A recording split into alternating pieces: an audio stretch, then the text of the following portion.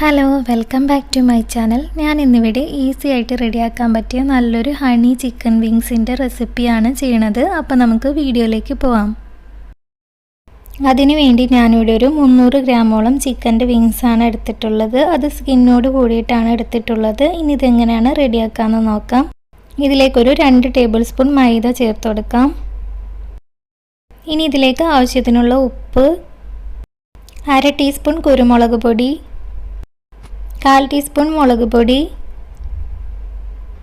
2 teaspoon soya sauce. ഞാനിവിടെ light soya സോസാണ് ചേർത്ത് കൊടുക്കുന്നത്. ഡാർക്ക് ആണെന്നുണ്ടെങ്കിൽ 1 ടീസ്പൂൺ ചേർത്ത് കൊടുത്താൽ മതിയാവും.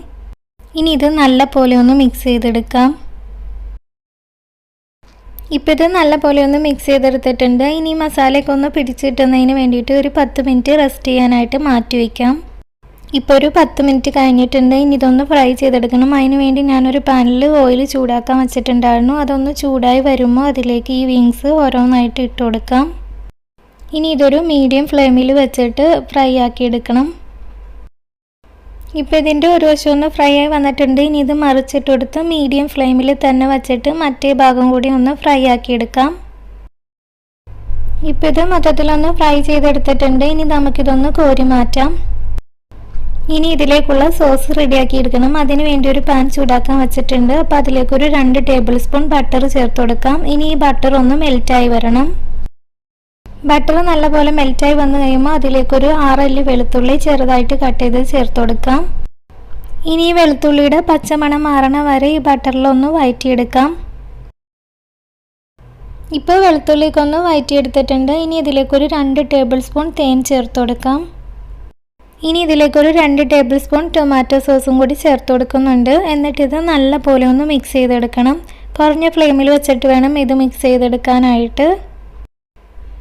ഇപ്പോൾ ഇതിലേക്കുള്ള സോസ് റെഡിയായി വന്നിട്ടുണ്ട്. ഇനി ഇതിലേക്ക് നേരത്തെ ഫ്രൈ ആക്കി വെച്ചിട്ടുള്ള ആ ഒരു ചിക്കൻ്റെ വിങ്സ് ചേർത്ത് കൊടുക്കാം. എന്നിട്ടിത് നല്ല പോലെ ഒന്ന് മിക്സ് ചെയ്തെടുക്കാം. ഈ സോസ് ചിക്കൻ്റെ വിങ്സിൽ നല്ല പോലെ പിടിക്കുന്ന രീതിയിൽ നല്ല പോലെ ഒന്ന് മിക്സ് ചെയ്തെടുക്കാം. ഈ ടൈമിൽ ഉപ്പ് ചെക്ക് ചെയ്തിട്ട് ഉപ്പ് ആവശ്യമുണ്ടെന്നുണ്ടെങ്കിൽ ഉപ്പ് ചേർത്ത് കൊടുക്കാവുന്നതാണ്. ഇതിലേക്ക് വേണമെങ്കിൽ വെളുത്ത എള്ള് ചേർത്ത് കൊടുക്കാവുന്നതാണ്. കാണാനൊരു ഭംഗിക്ക് വേണ്ടിയിട്ടാണ് ചേർത്ത് കൊടുക്കുന്നത്. അത് ഓപ്ഷണലാണ്, ചേർത്തില്ലെങ്കിലും കുഴപ്പമില്ല.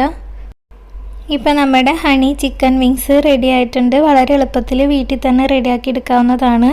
ഇത് സ്റ്റാർട്ടഡ് ആയിട്ടും മെയിൻ ഡിഷിൻ്റെ സൈഡ് ഡിഷായിട്ടും ഒക്കെ ഉപയോഗിക്കാവുന്നതാണ്. അപ്പോൾ ഇതുപോലെ ട്രൈ ചെയ്യാത്തവരാണെങ്കിൽ ഒന്ന് ട്രൈ ചെയ്ത് നോക്കണേ. എൻ്റെ വീഡിയോ ഇഷ്ടമാണെങ്കിൽ ലൈക്ക് ചെയ്യാനും പുതിയ വ്യൂവേഴ്സ് ആണെങ്കിൽ സബ്സ്ക്രൈബ് ചെയ്യാനും മറക്കരുതേ.